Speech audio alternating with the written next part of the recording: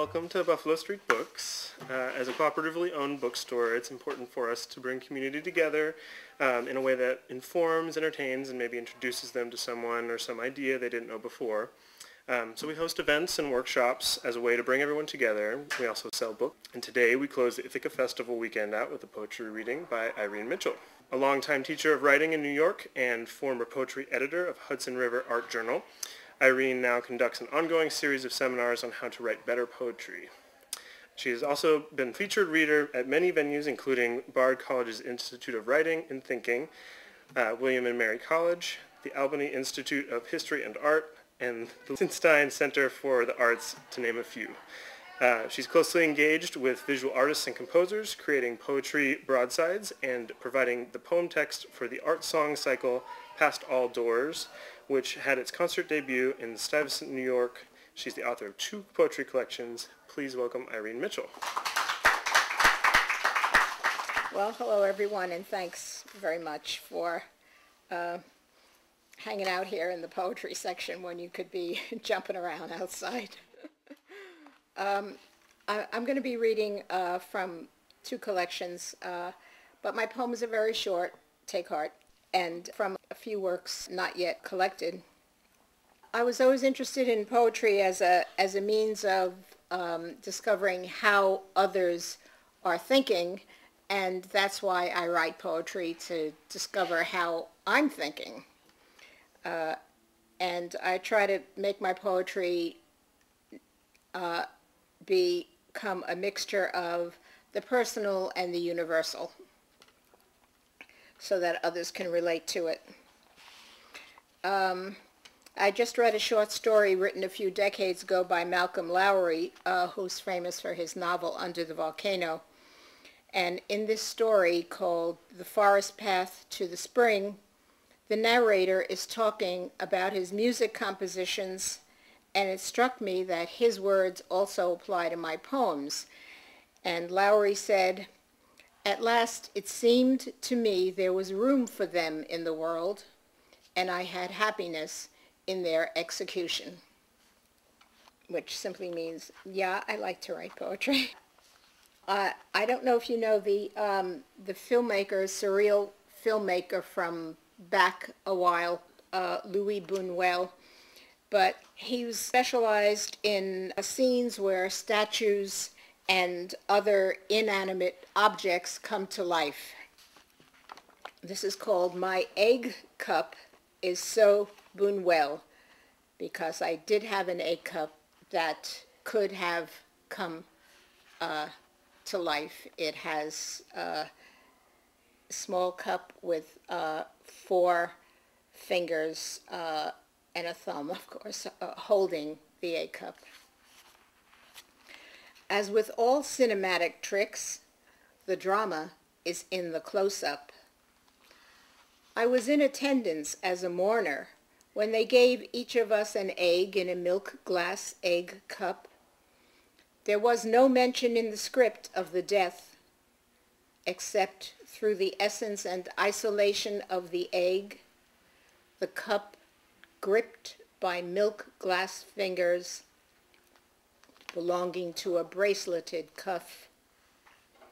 The fingers were supposed to spoon tap the top and dip into the yolk as glass tears shatter to the floor. We were directed to enact that tears are the aggregate of grief, and brooding the wick that keeps the flame alive. Is that the sound of rain upon the windows, or is it the white tablecloth emoting?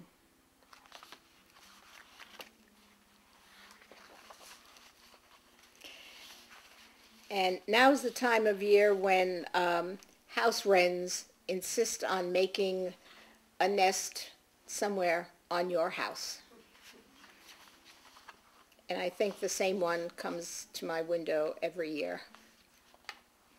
Parameters. I know your little heartbeat, persistent wren, envious of my room. You'll find inside neither spirit nor fragrance, nor succulent, nor esculent, though you may call prettily from the branches.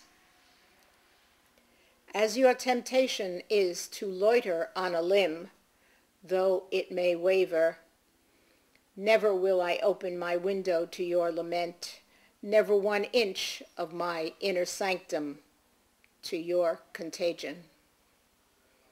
My room is filled with involvements, so here is my directive. Mind your place in the firmament. Choose once again. Another love poem.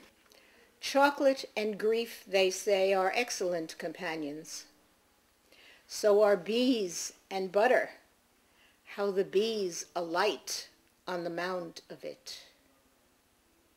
He said we are mismatched.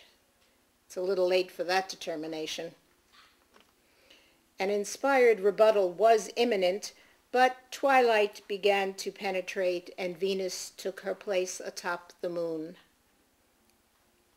When I think about how the sea throbs for its moon at every tide, I exult that our relationship has been just short of heavenly, all graces being equal. As for the mismatch comment, it was spoken on a sultry day at Jones Beach, after I proved I could swim a mile. Listen, I said, when the wind gusts had died down and the heron passed leisurely over the blue bridge. What could we want in tepid night but expectation of morning? So home and to bed.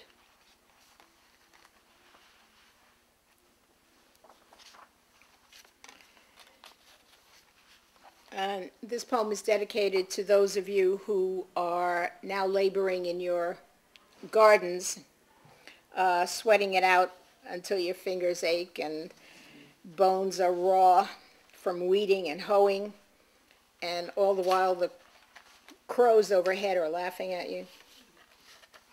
Double agent in the field. They have shaken me like a call from Interpol, these brazen buds that break against a foreign sky whose clouds day after day showed fat and friendly, smoky lavender until the first twig bore. On that branch, fledglings wail and spy beyond their pillowed satellite. In that tree, red plums tease. What is it to me that bees will plunder? I'm true to a mission, never errant, so tight. Now to approach with sublime step any natural duplicity. Never disarm until disarmed. That's how the buds have captured and won. That's how the skirmish with rooks went awry. Anarchy in the apple orchard, pruning and contusion, strife over trifles. There's no end to the little drops of blood it's my pleasure to dispense over the garden wall.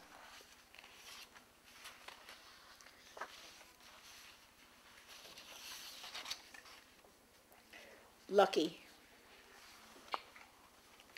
The funny thing about a broken branch is its penchant to hang askew the whole season, while rabbits toil, cattails bloom to bursting, and we mark time as if there were still an energy unexploited, a field yet undiscovered in the heart's hinterland, that semi-precious habitat wherein lies love.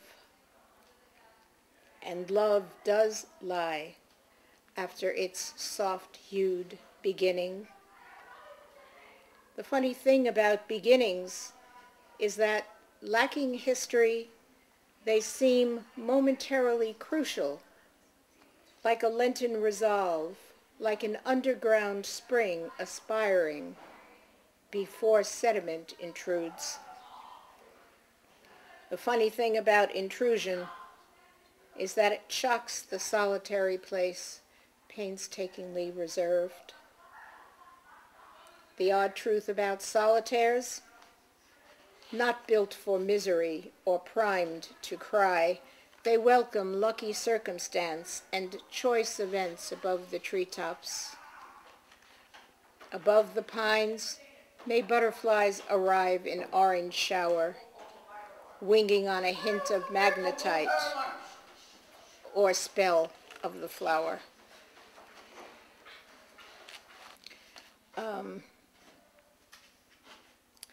Well, it's great driving through this area, but it's also great on Amtrak if you go from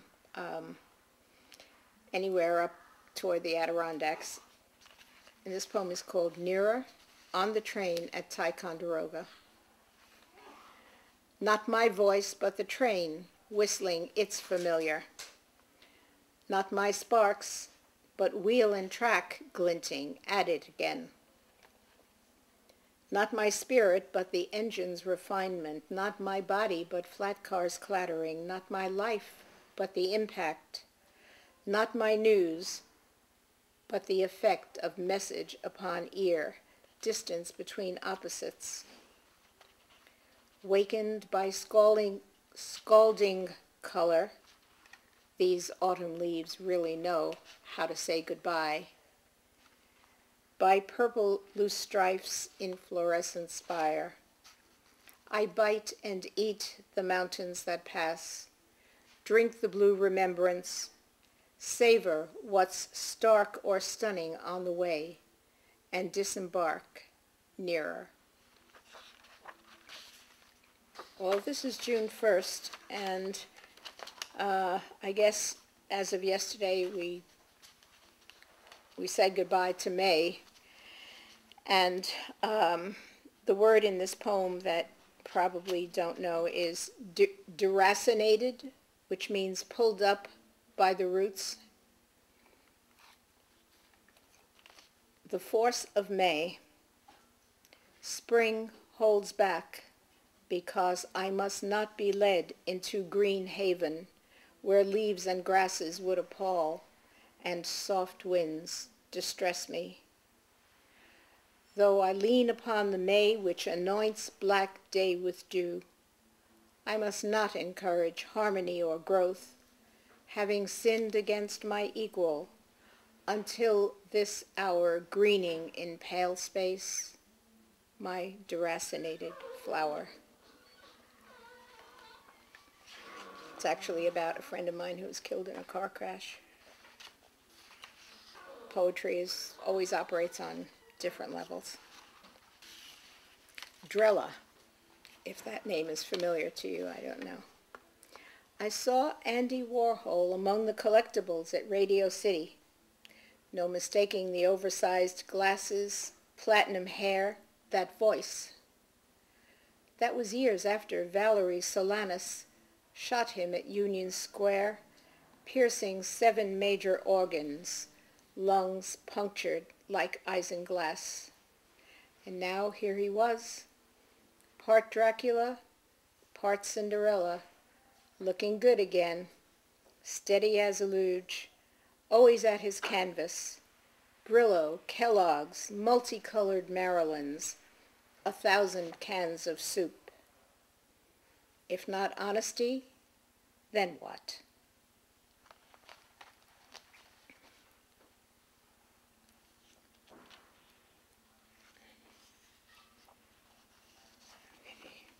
And don't tell me you haven't read Hamlet.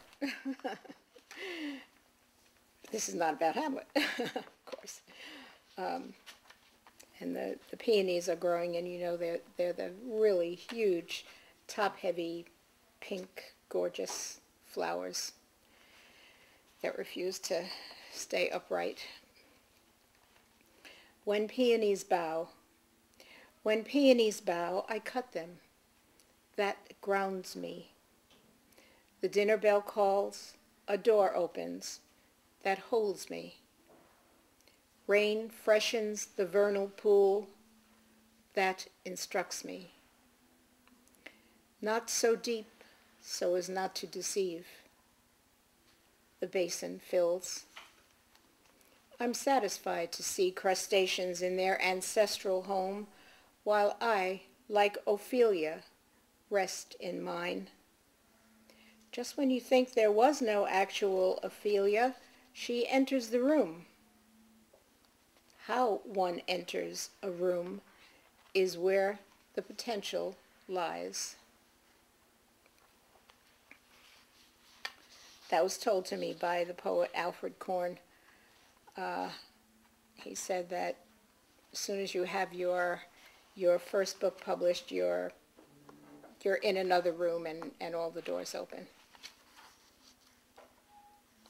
And I'll just read two poems from my first collection, which has pictures of me swimming. And most of them are poems that have some body of water mentioned or as a prompt or background. I was a poet in residence at a place on the Cape Cod Canal. It was a 22-room mansion, and I picked the perfect room for myself. It was a small room. The ceiling was peeling, and if you lay on the bed and looked up, you could see beside the ceiling the water, as though you were in a boat.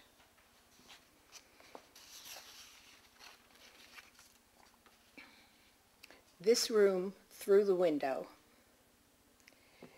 This room through the window fills with ocean and is unbounded. I am sculling past all doors and all agendas. White as a cheek, the ceiling peels to another white, a bluish, then a bone. There's ocean nothing less, a pulsing mirror through the window. The turn's soprano breaks the briny egg my heart has been. And I planned on just reading three more.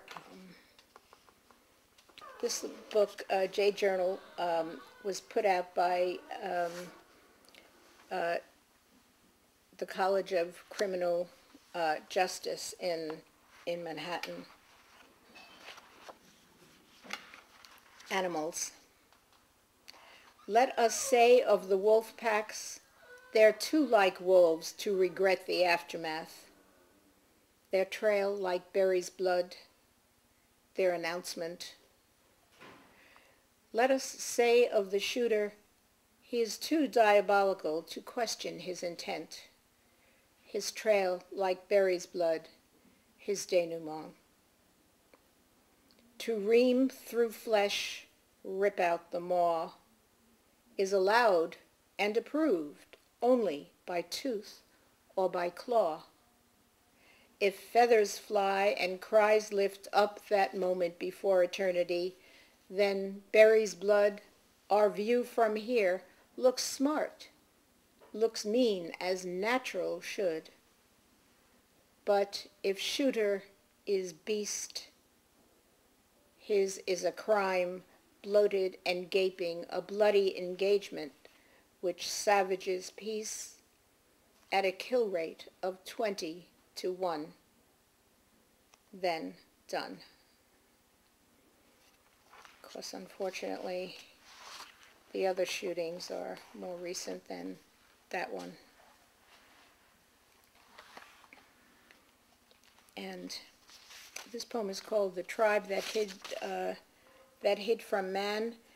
You know, every now and then on the news you hear that there's been a tribe discovered, usually somewhere in South America, that has absolutely no inkling of the modern world. And a helicopter may go by and they'll see it, they won't know what it is, and they'll try to shoot it down with their bow and arrows. And anyway, the tribe that I wrote about, not the most recently discovered one, is called the Korean Akrori. The tribe that hid from man. And so today, nothing is in jeopardy. Alleluia, at least, for that. I grant myself permission to take repose upon a bench which maintains its brilliance, fountain just as white, and a bird sipping there. I don't want to go beyond these first 100 yards, which will prove no one dear has yet parted company, and peace persists.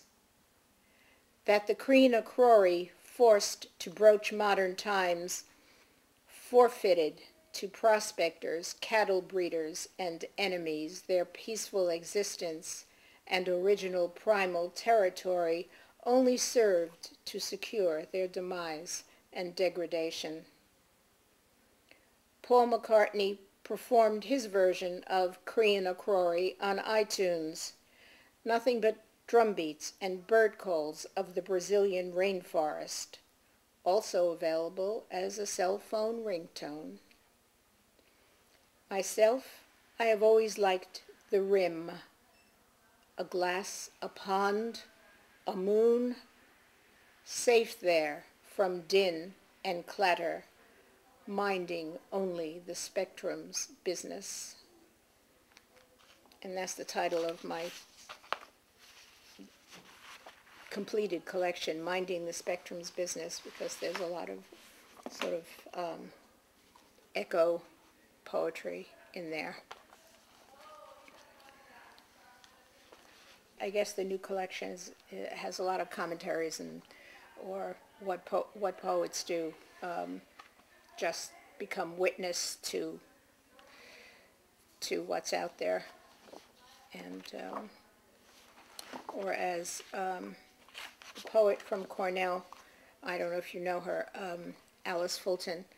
I asked her to read this manuscript when the book came out, and she wrote something really great. She said, I write what it is to be alive. And this last poem is called Life as an Enchanted State. And in that happy consciousness is found all the marvels of this world. Suppose it to be a world without symbol or dread. That is enchantment enough for me. Presume it is a world of composure and beautiful speech.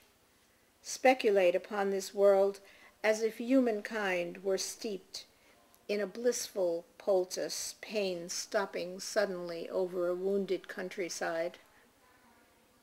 Let me be honest, while the blue hydrangea still is blue, into this dream I melt. It is the dream of Blythewood Garden, where Phoebe sings, Phoebe, Cardinal sings, Figaro. Ah, what frenzy! And Lark flaunts his Ave Maria. I used to live in the library. My father was the custodian of the New York Public Library on 10th Street in Manhattan, and I really got crazy about books. Not that I ever read poetry when I was a kid, but I started to write it when I was in junior high. So, thank you again.